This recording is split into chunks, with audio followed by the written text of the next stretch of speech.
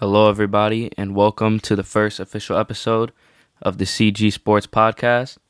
My name is Charles. I'm 16 years old, and this is my podcast. So on this podcast, just to give you a quick rundown, we're going to be talking NFL and NBA based on whatever one is going on at the moment, which right now is both. So for today's episode, we're going to be talking about my Week 1 NFL predictions. We're going to go through all 16 games. We're going to have a score prediction for every single one, just a couple things you guys should expect from each game. So just a couple things to keep in mind before we start. There's been no preseason games played, just training camp. So for a couple of these teams, there could be a lack of chemistry that may affect my score prediction or just the way the game plays out. Another thing to keep in mind is that some players have opted out and will not play. Some of these guys are Damian Williams, who most of you remember was the hero for the Kansas City Chiefs last year, Michael Pierce on the Vikings, C.J. Mosley on the Jets, Marquise Goodwin on the Eagles, and both Patrick Chung and Dante Hightower, who were two of just 8 players to opt out on the Patriots. That was actually the most of any team. Some other things to keep in mind is that in some games, players are questionable to play, so it's kind of just a wild guess as to whether they will play or not, but usually you can tell how serious their injury is and whether or not they'll play, so make sure to keep that in mind. Another thing is just, these are simply predictions. They're my own opinions. So don't be upset, please, if I give your team a loss in a game that you thought they were going to win. Alright, well, with all that out the way, let's get straight into it. So we're going to start off with the Thursday night game, where there's only one.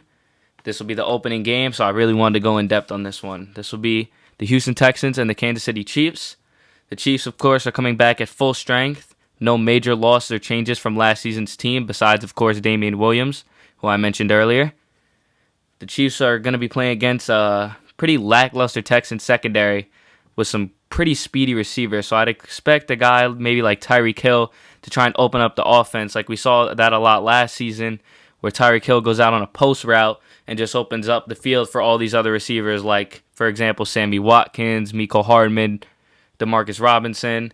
Just look for these other guys to get opportunities just by Tyreek's presence on the field. The Texans, of course, are playing without their best receiver and number one target from last season, so it should be interesting to see how the Texans, adapt without that number one guy. And Brandon Cooks, a guy who's questionable for Thursday's game, but I do expect him to play. But even if he doesn't, the Texans still have some solid receivers in Will Fuller, Randall Cobb, Kenny Stills. They still got some guys who can catch the ball, some playmakers. Another thing I wanted to mention, don't underestimate David and Duke Johnson. A lot of people think the Texans lost this trade, which in my opinion they did. But David Johnson is a big pickup, and if some of you guys remember what he did in the 2018 season, the man was a beast. And he couldn't be stopped, as well as Duke Johnson. These guys are solid, versatile backs. These are guys who can catch out of the backfield, and you can pound the run down the middle with them. So look for some of that. And, of course, with the Texans, they have a new defensive coordinator in Anthony Weaver. So I would definitely expect some new looks from the Texans defense, including most likely more zone. But even through all this, defending champions, pretty much the best all-around team in the league, I got the Chiefs winning this one 31-13. In a pretty easy win. Shouldn't be too much trouble there. So next game we're going to go over are all the Sunday morning and afternoon games. We're going to start off with the Philadelphia Eagles versus the Washington football team. The Eagles, of course, playing without Brandon Brooks and Andre Dillard. These are two of their starting offensive linemen, so they might have trouble with that rookie on the Redskins, Chase Young, brand new, playing his first game. I'd expect him to maybe put some pressure on Carson. Dwayne Haskins is going to get the start for Washington, but I think he could have some trouble there. I don't think he's going to be able to play too well. He's got to deal with that upgraded Eagles secondary. They picked up Darius Slay and Nickel Roby Coleman, some solid cornerbacks, some playmakers, guys who can get to the ball. I wouldn't expect this game to have too much scoring. Two teams, coming back week 1, I wouldn't really expect too much out of them. I would look at for a Jalen Hurts appearance for some Taysom Hill type of rotation. If you guys watch the Saints, Taysom Hill, he plays a lot of wide receiver, tight end, comes in at kick returner, sometimes at QB, just kind of plays around the field. I would expect maybe that we could see something out of Jalen Hurts this week on that kind of position. My bold prediction for this game for sure is that one of the new Eagles corners is going to get their first pick of the season in this game. So either Darius Slay or Nico Roby-Coleman. I think one of these guys is just going to get a play. They're playing Dwayne Haskins. Besides Terry McLaurin, not really a lot of weapons. They lost Jordan Reed last year. I wouldn't be surprised if, the pressure gets to Dwayne. He forces up a bad ball and one of these guys comes down with it. But overall, should be a pretty solid game. I got the Eagles taking this one 20-9. Next game we're going to speak on, Seattle Seahawks versus Atlanta Falcons. Of course, these are two teams that have made some big improvements over the last season. Of course, Seahawks bringing in Jamal Adams from the New York Jets, and of course the Falcons bringing in Todd Gurley. Now, I believe both these teams are playing in really stacked divisions with high competition. Both these teams have a solid at least 3 teams in their division who could all take first place if they play their cards right. So winning games this year is going to be crucial for these two. I personally think this new Big 3 in Atlanta is going to be really difficult to stop. But if you really think about it, the Seahawks' new pieces on defense could be scary. I mean, they're playing without Bradley McDougald, who was a really solid corner last year. But they did bring in Jamal Adams, who is great in both coverage and run stopping. I don't know how Atlanta's going to react to this. I think these teams are pretty evenly matched. You got 2 great offenses and 2 great defenses. But personally, I think Russell Wilson is going to have himself a day. He's going to throw for 2-3 touchdowns. Seahawks are going to pull it out 31-27. Should be a close one. May come down to the final play. All right, next game we're going to talk Baltimore Ravens and Cleveland Browns. I believe this is a game that could play a huge part in early control of the AFC North, considering, in my opinion, these are the teams with the 2 best odds to win this whole division.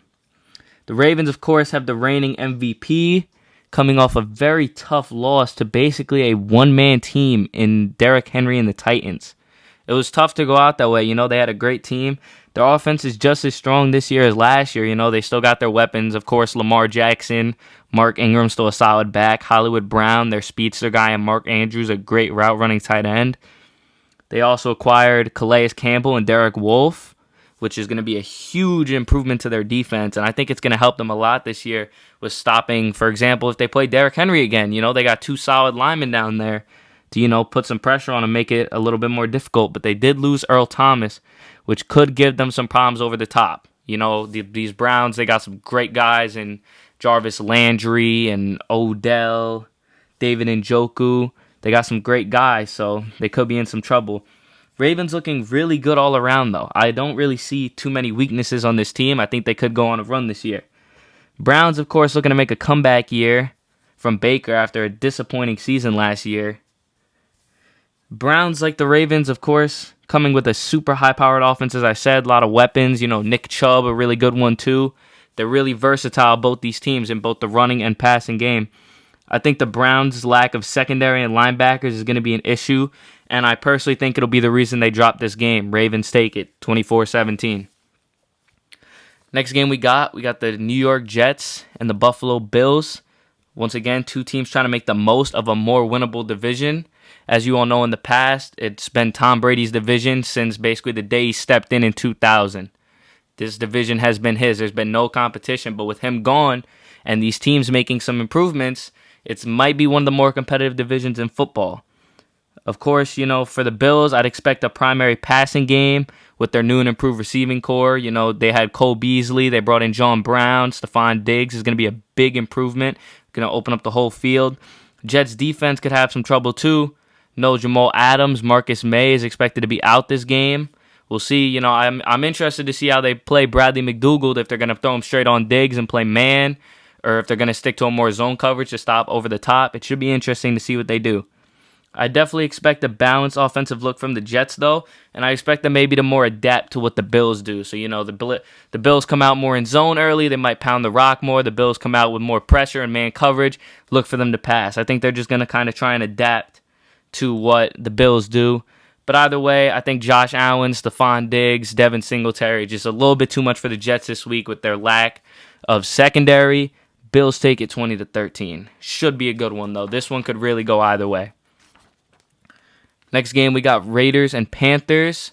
Just a couple things to keep in mind. Derek Carr will get the start. Marcus Mariota is on the IR, but whenever he comes back, I think he's going to be a huge impact.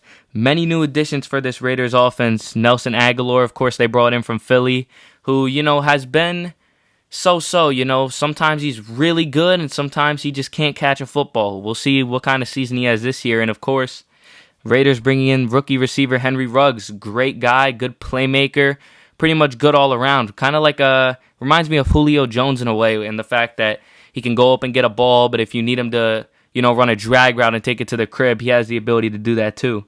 I think this game is going to be extremely important for the Panthers. As we said, there's a lot of tough divisions, and the NFC South is going to be one of them where they're going to want to keep up with these other powerhouses in the division, and they're going to need some wins. So, of course, for the Panthers, Teddy Bridgewater coming back, looking to prove he still got it. He was a really solid QB in Minnesota with, of course, Adrian Peterson, solid mobile quarterback, pretty versatile, decent arm. But, the past few seasons he's been hurt, and I think he's going to try and prove himself that he can still be a solid quarterback in this league, and we'll see what he does. Of course, Panthers pick up Robbie Anderson. Should be a great addition to their offense, open up the field for guys like DJ Moore and Christian McCaffrey. Overall, no problem for the Panthers. I think Teddy Bridgewater is going to prove he's still got it. He can still make something happen. And Panthers win 27-10. Shouldn't be any problems there. Next game, we've got Bears and Lions. These are two under 500 teams from last season. Lions have some pretty good offensive weapons. They really just need to bring everything all together. I mean, they're coming through with the same guys, Kenny Golladay, TJ Hawkinson, Marvin Jones, some good guys there, and they even added Adrian Peterson this year. If Stafford can just make something happen, I mean, he was hurt last season, but if Stafford can stay healthy, they can make a run for this wild card. It'll be close. Bears, of course, looking to make something happen. They got a tough division there, too. Forgot to mention that this is a divisional matchup. But they did bring in Jimmy Graham. So we'll see. Maybe Mitch Trubisky, maybe that's what he needs. He needs that big guy that could come down, come get the ball, and, make some plays out of it. The Bears, I think they're going to give the Lions a fight this game, but I just think the Lions team is too much. They got all these offensive weapons. They just brought in Jeff Okudah, who I think is going to be a major impact right off the start. Lions take it 23-13. All right, next game we got Colts and Jaguars. This is going to be a really important match once again for early control of a division. This time it's the AFC South. Colts, of course, trying to prove they can be successful without Andrew Luck, who called it a career early last season. Very unexpected, too. This should be interesting, though, to see if Phillip Rivers can adapt to his new role in the Colts offense. Of course, he's been with the Chargers since 2004 when he got traded there on draft night. And, they've kind of just built their squad around him ever since Drew Brees got sent. They've kind of just built around him, played the way he wants to. So it'll be interesting to see how the Colts play, whether they make him adjust to where Luck played or if they're going to move around him. So we should be fun to see how they work that out. And we'll see if Rivers will be as successful with less weapons than he had in Los Angeles. Of course, he had Melvin Gordon, Austin Eckler, Keenan Allen, Mike Williams, Hunter Henry, solid guys. And now he's really just looking at T.Y. Hilton. It's just, I don't know what he's going to be able to do. And, of course, on the other side, Gardner Minshew, he had a couple good games. He's kind of like that, could I compare him to? Kind of like, I guess you could say Tebow in the sense that he just shows up sometimes. Like, the Jaguars were horrendous last season, don't get me wrong. But there were some games where we were like, wow, Minshew magic, this guy might be legit. And I think a lot of people don't realize he's only 24 years old. He's got a ton of time to develop and really prove himself as a guy in this league. And, he's got some decent players on that team. DJ Chark's a solid guy. They lost Leonard Fournette, so it could be a tough matchup here. And I don't think they're going to be able to do it. I think Phillip Rivers starts off 1-0 in the season. Colts win 24-16. Next game, we've got Packers and Vikings. This is basically the NFC North division race starting off right here on week 1. This game is going to be huge to start off the season. Of course, Aaron Rodgers looking for another great season. I think the pressure is really on Rodgers this year as, the Packers just drafted a new quarterback in Jordan Love. I don't think Rodgers really wants us to be another Brett Favre, Aaron Rodgers situation, a passing of the torch. I think he's still got it, man. I think he's still got another solid 2 to 3, maybe 4 years of good play left in the tank, and he needs to prove himself this year that he can really make it happen and that he's not ready to be replaced. Packers, of course, gave up Mike McCarthy at the end of last season, brought in Matt LaFleur. So we'll see how that works out. Should be interesting. Maybe we'll see some changes. I'd expect a primary passing offense for the Packers. Aaron Jones is a great guy, don't get me wrong.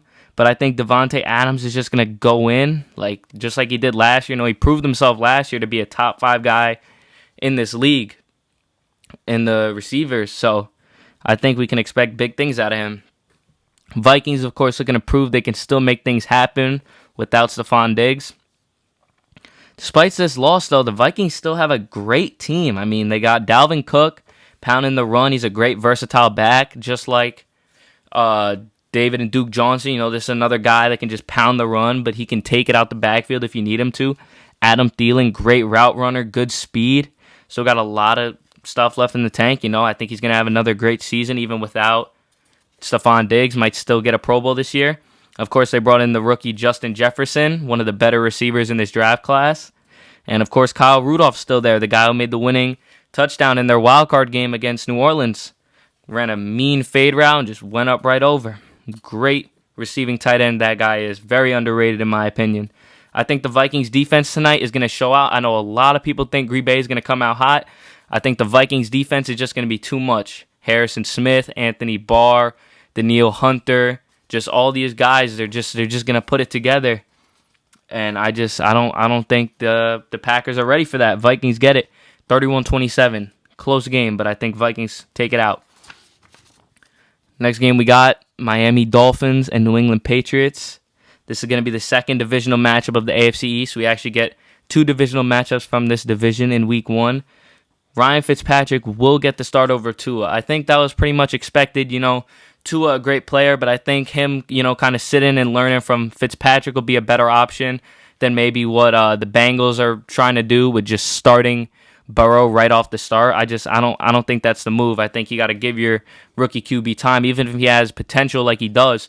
You got to give these guys time to learn from vets, So I would definitely pay attention to the Devontae Parker and Stephon Gilmore matchup. We're going to get it twice this year, but it's always a good matchup, to see these two. Devontae Parker, of course, a top 10 receiver in this league. Stephon Gilmore, arguably the best corner in the league, if not second. So that matchup's always good, man. It's always good to see how them two play out. And this should show us some early signs of how Cam Newton is going to adapt to the Patriots style of offense. Of course, we know that Tom Brady left in free agency, and they brought in Cam Newton, who had lost his job in Carolina, has been injured the past few seasons. But I heard Cam Newton, he said he's liking what he's seeing in New England. He's got a brand new team now, and I don't know, we're going to have to see. It's still unbeknownst to us just because we haven't seen any preseason games because these all got canceled as to whether Bill Belichick is adapting to Cam style of play or if Cam is having to adapt to Bill Belichick style of offense. Either way, Dolphins, they'll have a solid game, but I just don't think they stand a chance with this Patriots team right now. Patriots take it 24-9. Next game we got Los Angeles Chargers and Cincinnati Bengals. Of course, this is going to be the first appearance we get for Joe Burrow. He's going to get the start right off the rip. I think he's going to have some solid weapons around him right off the bat. Joe Mixon, a great back, really underrated. A.J. Green coming back. He says he feels 100% healthy, so we'll see how that plays out. John Ross, of course, arguably top 5 fastest players in the league. Great speed guy. Like I said, same thing with Tyreek Hill. Really opens up the offense for everyone else by pulling those safeties and just being a threat to the whole secondary. And, of course, Tyler Boyd, a solid guy, too.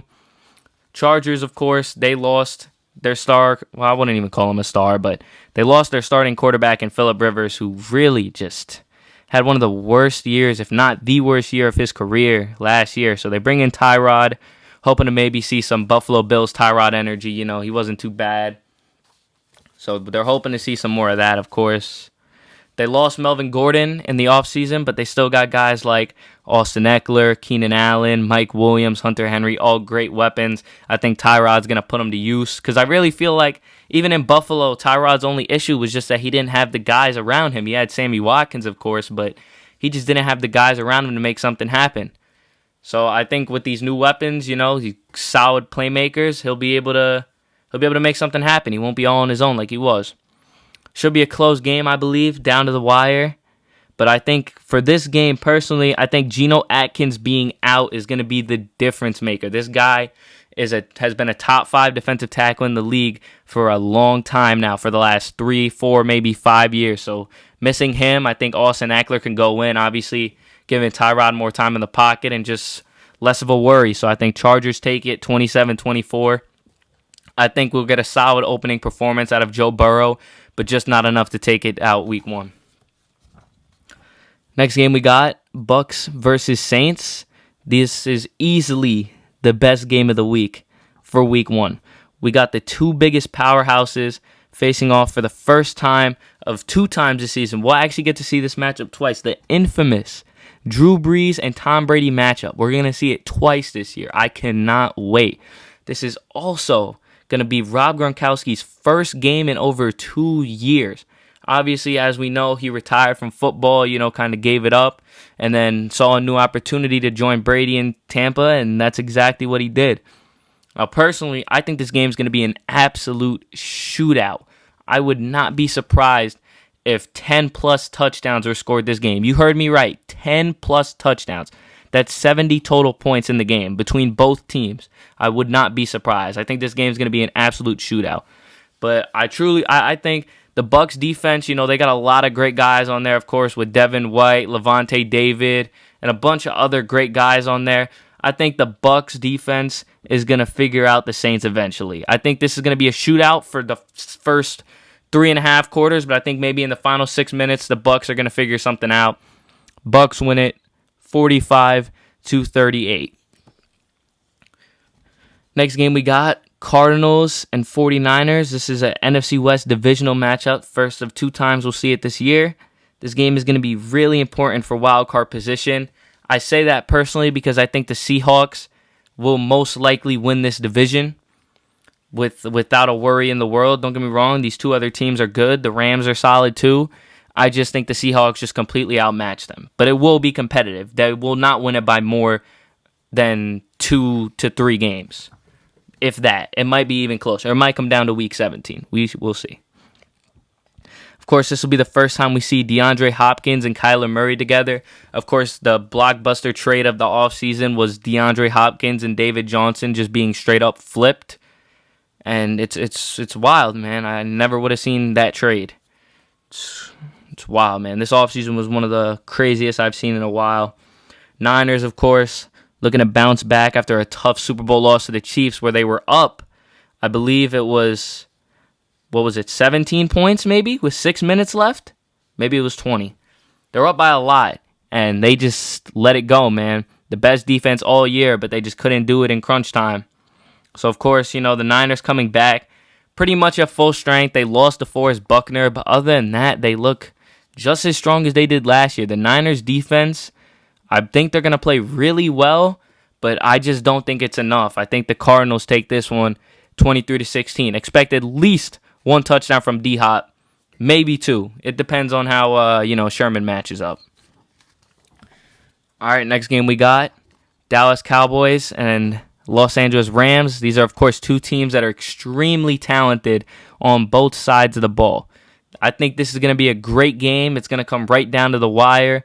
Rams, of course, trying to make something happen in a stacked division. Just lost their star running back. I mean, he was pretty much hurt for the last 2 years, but still, everyone knows from watching him in 2016, 2017, that dude is a star. And that man's a beast. He's got to be, at the time, he was a top 3, top 2 running back in the league. So he's a big loss. But Cowboys, on the other hand, they're looking to bounce back. Had an 8-8 season last year. Just barely missed the playoffs. They lost to the Eagles in week 16 they lost to the Eagles. Basically a full practice squad team, and then all the Eagles had to do was beat the Giants in week 17, which of course they did. And Cowboys just barely missed the playoffs, basically off of a single loss. But both these teams, I think, are going to play well. Both are great on both sides of the ball. Of course, for the Cowboys, Dak Prescott, really solid quarterback. I expect a big year out of him.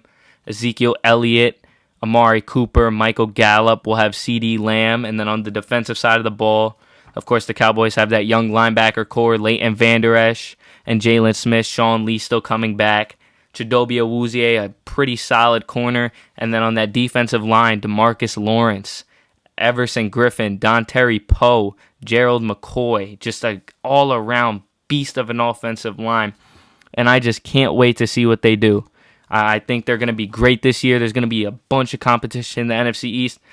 And yeah, it should be interesting. So both teams play really well, but I think the Cowboys just outmatch them. Cowboys win it 27-24. We're going to move on now to the Monday night games, the final games of this week. We got the Steelers and the Giants. This will be the first game. Of course, this is two teams trying to prove themselves in some pretty difficult divisions. These two teams arguably have been projected by most people to place third or fourth in their divisions. Of course, the Giants got to deal with the Eagles and Cowboys, and the Steelers got to deal with the Ravens and the Browns. So we'll see. I think these are two teams that, have the ability to make an impact and take their divisions if they play right. Everything works out right, no injuries, play to their full potential. These are two teams that I realistically think can pull out their divisions if they play their cards right. All right, so of course we got Big Ben on Pittsburgh, looking to prove he still got it. Just like very similar to Aaron Rodgers, except Aaron Rodgers' situation is a little different. Big Ben, it's more about injuries. In the past couple years have just been poor play and, like I said, injuries. So he's trying to prove he still got it. I mean, for a moment in time, Big Ben was one of the best Qs in the league. I mean, if you guys watched him in 2009, that Super Bowl season, he was amazing. That season was just phenomenal. That's probably the best of his career. Just all around, that 2009 Steelers team, just out of this world. The Giants, on the other hand, looking to prove they're still in the race for winning the NFC East. As I said, I do believe they have the potential to do it. And as I said, if they play their cards right, I think they could take the whole division and shock the world. I think this is going to be a close game. Giants defense is not going to be able to contain the way I see it. James Conner, of course, coming back. Juju Smith-Schuster, great receiver. Eric Ebron and Vance McDonald make a great tight end duo. I don't see the Giants having what it takes to stop all these guys. The Giants, don't get me wrong, they're going to be great on offense, I think. Daniel Jones had a couple solid games last year when he came in. Saquon Barkley, everyone knows, is a top 3 back in this league. He should play great. Darius Slayton has been proving himself to be a pretty above average starting receiver. Same thing with Evan Ingram. He's probably a top 10, maybe arguably. You can maybe put him in your top 5 tight ends in the league. And the Giants got some offense, but I just don't think their defense has what it takes. So the Steelers pull this one out 17-10. And the final game of Week 1 that we're going to speak on is the Tennessee Titans and the Denver Broncos. These are two teams that I personally believe are chasing wild card spots in the AFC because, of course, the Titans, they have to deal with the Jaguars, the Texans, the Colts, and, of course, for the Broncos, they got the Chiefs and the Chargers. And even maybe the Raiders will give them. I don't think the Raiders will give them problems, but the Chiefs mainly. They're not going to take the Chiefs out of that division spot. So these are kind of just two teams looking to get some wild card spots, just see some playoff action. Of course, the Titans, they lost in the conference. Was it? Yeah, the conference championship. So that was a rough one, man. They almost did it too, but Patty Mahomes just led the comeback. Broncos, on the other hand, they have Drew Lock, who, I cannot lie, looked really good at the end of last season. But the question on everyone's mind should be, is he going to be able to bring the same energy and the same skill and same play and everything that he brought last year and take it the entire way? Broncos playing without Von Miller, that's going to be a huge loss. I'm not sure what they said on his injury. I don't know if he's out for the entire season. We haven't really been given too much information, but the injury looks serious. I wouldn't be surprised if he misses at least 8 to 10 weeks. Courtland Sutton, also the star receiver, questionable for Sunday's game. I don't think he's going to play. I mean, he's missed practice for the past couple of days. I just don't see any signs of him coming back. Even despite this, though, without Von Miller and Courtland Sutton, the Broncos still have such a good team, even without their star receiver. I mean, they bring in Melvin Gordon, who is a pretty solid back. Him and Phillip Lindsay should work pretty well together. Lindsay also very underrated guy. I mean, this is a guy who went from undrafted to just a star in this league. I mean, he was basically a Rookie of the Year candidate. I mean, I wouldn't say he was a candidate, but he was probably in most people's top 5, maybe, you could say. It's arguable, but, Melvin Gordon and Phillip Lindsay going to be a solid duo. Noah Fant, extremely underrated tight end. You could definitely put him in your top 10. And, of course, the rookie wide receiver, Jerry Jeudy. So many great receivers out of this 2020 draft class. I just want to speak on that really fast. We got Justin Jefferson, Jerry Jeudy, Jalen Reagor, CeeDee Lamb, just a bunch of great receivers, just all-around playmakers. These are just guys, besides Jalen Reagor, he's kind of just a deep threat, but other than him, all these guys are just so versatile at the receiver position. These are just, like I said, these are just guys that you can throw them a drag and they can pull it out to the crib and they can go up and moss your best corner. These are just such versatile receivers the way I see it. And it's just such a great receiver class. So Jerry Jeudy should be a huge addition to this Broncos offense. And, a good number 2 guy to Courtland Sutton to, he'll probably get some good opportunities because, the coverage is mainly put on Courtland Sutton. So, we might see a little bit of Jerry Jeudy action, We'll see. Titans, of course, looking to make another deep playoff run this year. As I said, they almost went to the Super Bowl. That would have been so awesome, seeing Derrick Henry one-handedly carry the team to the Super Bowl. But this Titans team basically coming back at full strength. Still got Tannehill at the helm, Derrick Henry, A.J. Brown, some great guys on offense. And personally, I think Derrick Henry's going to run all over this team. Without Von Miller, oh my God, I can't even tell you what I think Derrick Henry's going to do to this team without getting demonetized. I think Derrick Henry goes for 150. 150, maybe 200. I think Derrick Henry's going to play so well. But even with this, I think that there might be some guys on this Broncos defense because on one hand, I'm like, Derrick Henry, this guy's going to run through their whole team. But then on the other hand, I'm like, Broncos, they got Bradley Chubb at linebacker, great player, just brought in Jarrell Casey from their team. I think it's such a close call for this game, and this might be the closest game to call of all the ones from this week.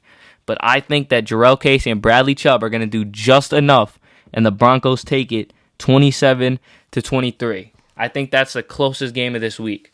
I don't know how that game's going to play out, but I know it's going to be a close one because these two teams are just so good on both sides of the ball, really, really skilled, really talented.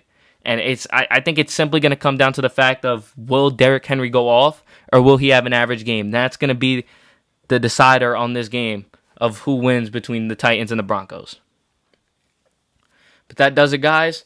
That's going to do it for my Week 1 predictions. This is episode 1 of the CG Sports Podcast. If you watch all the way through, thank you so much. Even if you only watch a little bit just to see your team's prediction, I appreciate all you guys for watching.